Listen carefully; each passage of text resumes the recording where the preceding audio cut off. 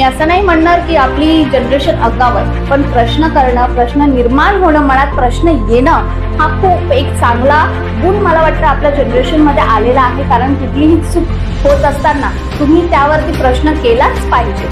शिवी उच्चार करणं, कोणाचा उल्लेख करतो त्यात? आईचा, बहिणीचा, कोणी बाप आणि भाऊ यावरती शिवी ऐकली आहे का किंवा दिली आहे?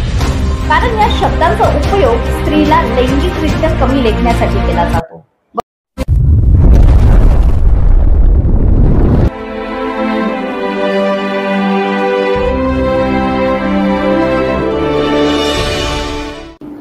नमस्ते, जय हिंद और आप देख रहे हैं आकाश गाथा. मला खूप आनंद होत आहे की ज्या ठिकाणी मी होती, परीक्षा देत होती, त्या ठिकाणी आज तुम्ही आहात. याचाच अर्थ की ह्या कॉलेजमधून, ज्या कॉलेजमधून मी परीक्षा देऊन पास आउट झाले, फर्स्ट क्लासमध्ये मी पास झाले आणि त्यानंतर माझ्या यशाची पायरी सुरू झाली आणि मी आज तुमच्या समोर इथे उभी आहे. तर डेफिनेटली जो फॉर्च्यून मला SST कॉलेजमुळे लाभलाय तो नक्कीच तुम्हालाही लाभेल. आणि सर्वप्रथम तर मी इथे उपस्थित जरी नसले तरी आपले प्रिन्सिपल, फाउंडर अँड प्रिन्सिपल जे आहेत SST कॉलेजचं, त्यांचा आभार व्यक्त करते की त्यांनी मला ह्या कार्यक्रमासाठी आमंत्रित केलं. त्यांनी मला सक्षम समजलं की मी तुमच्या पुढे काही मुद्दे मांडू शकेल, तुम्हाला काही गोष्टींसाठी अवेअर करू शकेल. त्याचबरोबर आपल्या मॅडम आहेत हर्षदा मॅडम, त्यांनी फार छान रित्या माझं वेलकम केलेलं आहे. एक छान रोपटं देऊन मला इथे इन्व्हाइट केलेला आहे. Thank you so much for that. आणि मी तुम्हाला हेच सांगेल, ह्याच रोपट्याप्रमाणे तुम्हा सर्वांनाही पुढे यायचं आहे. तुमचं सक्सेसचं बी पेरायचं आहे आणि त्यानंतर येणाऱ्या काळात तुम्हीच तुमच्या फ्युचरचं एक चांगलं संकुल होणार आहात. त्यामुळे सगळ्यांना माझ्याकडून पहिल्यांदा शुभेच्छा. आणि जसं आपल्याला माहित आहे की नवरात्री निमित्त हा कार्यक्रम ऑर्गनाइज केलेला आहे. तर मला असं वाटतं की सगळ्यांनीच नवरात्रीमध्ये खूप छान धमाल केली असेल. आज आपण नवरात्री साजरी करत आहोत. हा केवळ 9 दिवसांचा उत्सव नाही किंवा गरबा नाही, तर हा उत्सव आहे स्त्री शक्तीचा, म्हणजेच आदिशक्तीचा. बरं, नवरात्रीत आपण कोणाची पूजा करतो? देवीची, दुर्गा मातेची. तर दुर्गा माता आपल्याला काय शिकवते? दुर्गा माता आपल्याला शिकवते की स्त्री फक्त मायेची मूर्ती नाही, तर ती एक सक्षम लढाईचं शस्त्र देणारी एक प्रतीक आहे. बरोबर? टाळ्या थांबल्या नाही पाहिजे. मा दुर्गाचं नाव आलेलं आहे, तर प्रत्येकाच्या टाळ्या जोरात झाल्या पाहिजे.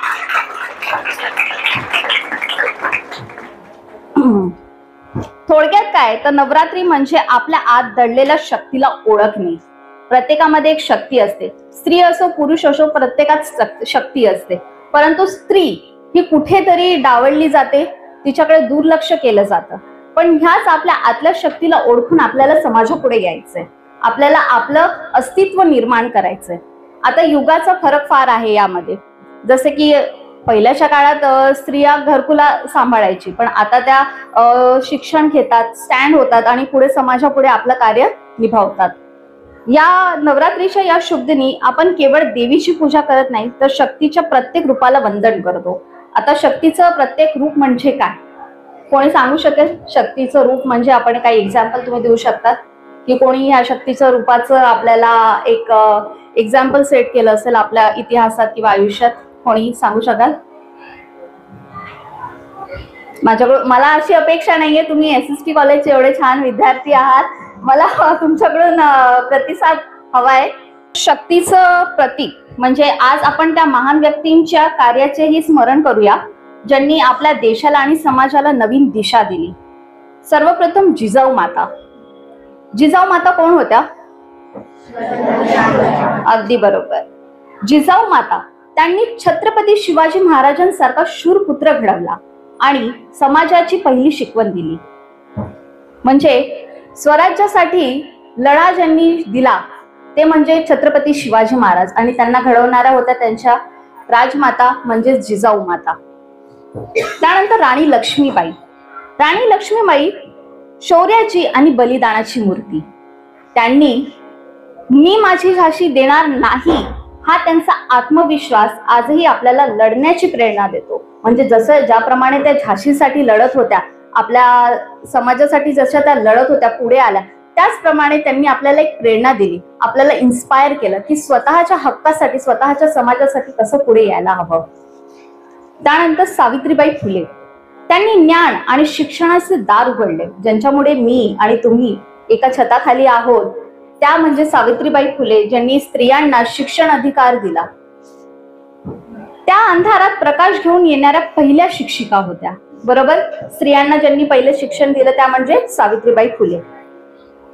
त्यानंतर डॉक्टर बाबासाहेब आंबेडकर, त्यांनी समानता आणि न्यायासाठी आयुष्य वेचले. संविधानाच्या रूपाने त्यांनी आपल्याला हक्क आणि कायद्याचे कवच दिले. डॉक्टर बाबासाहेब आंबेडकरांनी बऱ्याच पद्धतीने आपल्या समाजात खूप बदल घडवला. म्हणजे जसं मी फक्त असं म्हणणार नाही की जे फक्त कॅटेगरी वाईज जे आहेत विद्यार्थी किंवा कॅटेगरी वाईज जे समाज आहे त्यांनाच त्यांनी फक्त हक्क दिलेले आहेत किंवा काय नाही, त्यांनी पूर्ण समाजासाठी, आपल्या भारतासाठी सगळे हक्क निर्माण करून दिलेले आहेत. या सर्व महान स्त्रिया आणि पुरुषांच्या कार्याचे स्मरण करणे म्हणजे त्यांच्या आदर्शावर चालण्याचा संकल्प होय. बरोबर विद्यार्थी मित्रांनो, आई वडील किंवा आजीच्या काळात स्त्रीची भूमिका काय होती? कोणी सांगू शकेल? आपल्या आईच्या वडिलांच्या काळात किंवा आजीच्या काळात त्यावेळी स्त्री कशा होत्या? एनिवन कोणी सांगू शकाल त्यावेळेच्या स्त्री आणि आजच्या स्त्री मधला काय डिफरन्शिएशन आहे? सॉरी, चूल आणि मूल. बरोबर. आणि आजची स्त्री म्हणजे सॉरी, बिझनेस. अच्छा बरोबर. तर अर्थात पहिल्याच्या स्त्री म्हणजे गृहलक्ष्मी असायच्या. बरोबर, तिचे विश्व होते चूल आणि स्वयंपाकघर आणि कुटुंब, एवढंच तिचं विश्व होतं. परंतु ते आजच्या काळात बदललं आहे का असं वाटतं? बदललं आहे. ती कामाला जाते पण तरी चूल मूल तर सांभाळतेच ना ती, ते कुठे बदललंय? बरोबर, म्हणजे समाजाने दिलेले तिला जे रिस्पॉन्सिबिलिटीज आहेत ते तर ती पूर्णपणे आजही करतीये. बरोबर, जसे आपल्या हर्षदा मॅडम आहेत, इतक्या शिक्षण घेऊन या सेलला ते सांभाळतात, इथले ते सगळे कार्य ते पाहतात, तरी त्यांना घरी जाऊन स्वयंपाक करणं आलंच किंवा घरात लक्ष देणं आलंच. त्यांच्यावरती ती रिस्पॉन्सिबिलिटी ही का आहे? म्हणजे समाजाने दडलेली, आधीपासून चालत आलेली ही रीत आहे. बरोबर, मी म्हणेन ती खूप शक्तिशाली होती. आधीची स्त्री ज्या होत्या खूप शक्तिशाली होत्या, पण तिची शक्ती घराचा आधार बनून राहण्याची होती आणि ती आजही आहे. आधार असणं त्याच्यामध्ये काही चूक नाही, पण त्या आधाराचा फरक फार केलेला आहे. आधी म्हणजे बायकांना ही तुमचीच कामं आहेत म्हणून असं सांगितलं जायचं, ना की तुम्ही आम्हाला आधार द्या किंवा सपोर्ट, याप्रमाणे नव्हतं बघत. काय, ही तुमची कामं आहेत म्हणून त्यांना त्या समाजाने तसं डावलून ती त्यांच्यावरती कामं सोपवली होती. घरातला प्रत्येक सदस्य आजारी पडला तर तीच डॉक्टर आणि तीच नर्स असायची. आजही आपण बघतो आपली आई आपली काळजी घेते. काही फरक याच्यात दिसतोय आपल्याला? पप्पा तर जातात कामावर, नक्की ते काळजी करतात आपली, पण ते सुट्टी घेऊन राहणार का घरी? कोण राहणार? आई. उदाहरणार्थ, जर एखाद्या बाईने नोकरी केली तर समाज म्हणायचा, अहो त्यांच्या नवऱ्यामध्ये दम नाही. आधी काय म्हणायचे लोक? जर बाई का कामासाठी काही स्टँड घ्यायच्या तर आधी लोकांचं काय समज होतं, अरे बाई कामाला जाते म्हणजे हिच्या नवऱ्यात काय दम नाही वाटतं. आपण ऐकले ह्या गोष्टी? आजची स्त्री म्हणजे मला वाटतं आपला जो जनरेशन आहे आपण त्याला काय म्हणतो? जेन्झी. बरोबर, इथे सगळे जेन्झी बसलेले आहेत. जोरात आवाज आला पाहिजे, नाही तर मी समजेल तुम्ही दुसऱ्या काळातले दुसऱ्या जनरेशन आहे. जेन्झी आहात तुम्ही सगळे? Very good. जेन्झी आता काय म्हणते? मी घरही सांभाळेल आणि जंगही जिंकेल. जसं तुम्ही म्हटलात बिझनेस, तशी आजची जेन्झी जनरेशन आहे, ती कोणाचं ऐकत नाही. ती हो हो हो हो होला हो होकार लावणारी नाहीये जेन्झी. ती प्रश्न करणारी आहे. का असं? का मीच का करायचं? दादाला का नाही सांगत तू करायला?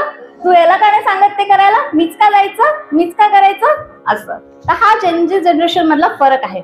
मी असं नाही म्हणणार की आपली जनरेशन आगाऊ आहे, पण प्रश्न करणं, प्रश्न निर्माण होणं, मनात प्रश्न येणं हा खूप एक चांगला गुण मला वाटतं आपल्या जनरेशन मध्ये आलेला आहे. कारण कुठलीही चूक होत असताना तुम्ही त्यावरती प्रश्न केलाच पाहिजे. म्हणजे आपल्या समाजात जसं पोरांना आणि मुलींमध्ये जो फरक केलेला आहे कामांचा किंवा काय, तो आधी कुठे स्त्रिया एक्सेप्ट करायच्या की नाही, आता हे समाजाने दिलेलं आहे म्हणजे हे काम मलाच करायचंय, आता ही भांडी पडली म्हणजे मलाच घासायची आहे कारण दादाला तर अभ्यास करायचा आहे. हा चुकीचा समज होता. आता तुम्हीही अभ्यास करताय तर तुम्हालाही घरातील जर तुमचा भाऊ असेल, लहान असो मोठा असो, त्यांनीही तुम्हाला मदत केली पाहिजे तुम्ही अभ्यास करत असताना.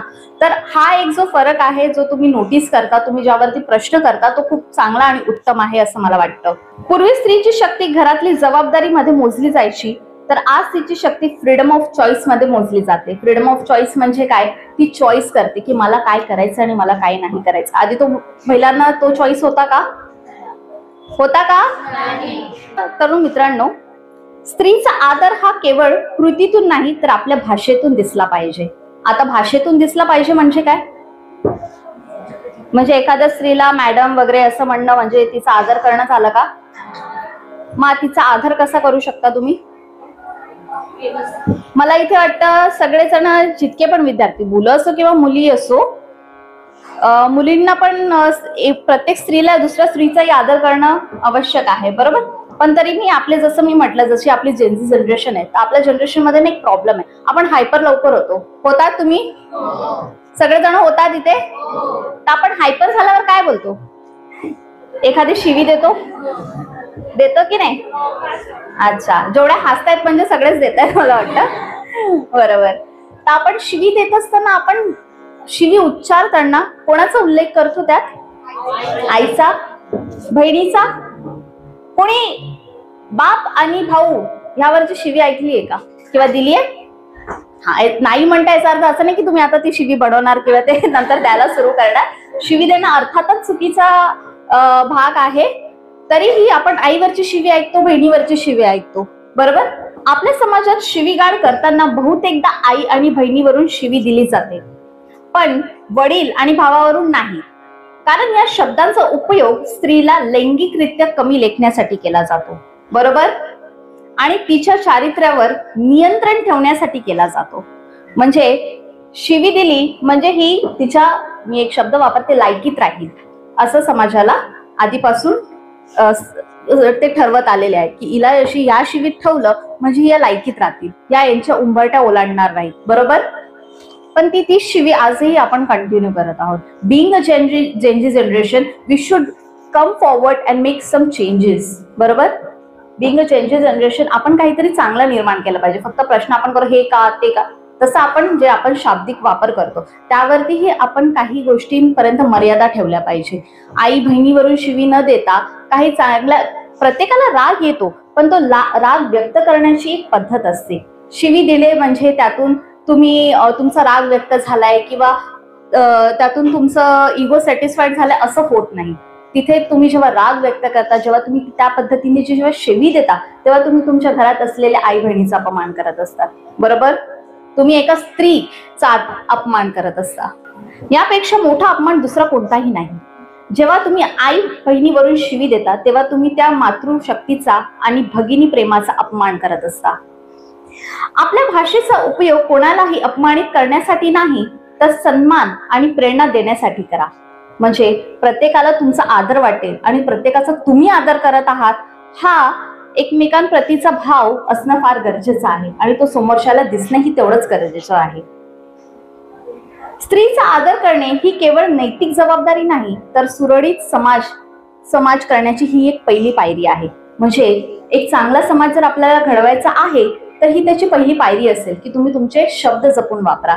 तुम्ही स्त्रीच्या विषयी काय बोलत आहात, काय तुमच्या मनाला तरी तो प्रश्न आला पाहिजे की अरे आपण हे तर बोलून गेलो, पण हे खरंच बोलणं गरजेचं होतं का? मी माझ्या आईचा अपमान केला इथे, मी त्याच्या बहिणीचा अपमान केला इथे, मी एका स्त्रीचा अपमान केला इथे, हे तुमच्या मनात येणं फार गरजेचं असतं. तिचा सन्मान करणे म्हणजे तिच्या अस्तित्वाचा, तिच्या निर्णयाचा आणि तिच्या स्वातंत्र्याचा स्वीकार करणे.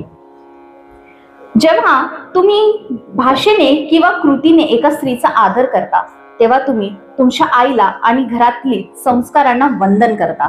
जसं मी सांगितलं, तुम्ही स्त्रीचा जेव्हा आदर करता तुम्ही फक्त एका स्त्रीचा आदर करत नाही, तर तुमच्या घरातून तुम्हाला मिळालेल्या संस्कारांचा तुम्ही आदर करत असता आणि तो प्रत्यक्षात मांडत असता. जेव्हा आपण एखाद्या स्त्रीची रिस्पेक्ट करतो तेव्हा आपण एक ह्युमॅनिटी समोर एक रिप्रेझेंट करत असतो. लहानपणी मला तुमच्याकडून ऐकायचं मुलींनो, तुम्ही कुठल्या खेळणी बरोबर खेळायचे लहानपणी? जोरात. भांडी भांडी. अजून? भावली. बरोबर. आता मी मुलांना विचारेल की लहानपणी तुम्ही कुठल्या खेळणी बरोबर खेळायचे?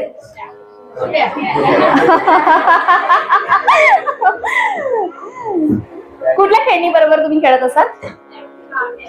क्रिकेट, बॅट बॉल वगैरे, चेस, बुद्धिबळ, ह्या सगळ्या खेळणी बरोबर खेळायचं.